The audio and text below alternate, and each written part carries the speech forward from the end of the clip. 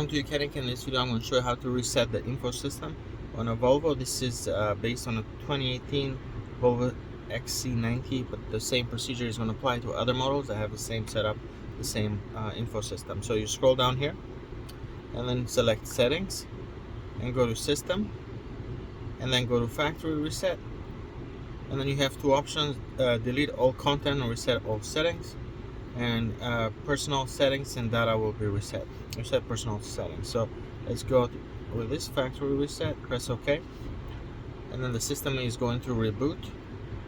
So if you have anything that's not working the way it's supposed to, doing a reset can help, but keep in mind that settings such as let's say phone connected, Bluetooth devices, things of that nature, like sound settings and those kind of things, even like settings on how the instrument cluster displays, the navigation settings, and all those will reset when you do this. So it takes a minute to erase that, but this is a good thing to perform, especially if it's a vehicle that you have purchased from somebody else. You want to just go and reset everything, and then you have everything to the way that vehicle was when it first left the factory. So this is doing a reset. It will reboot here in a second, and then you can personalize it the way you would like. Thank you for watching Mechanic, where you can be the mechanic.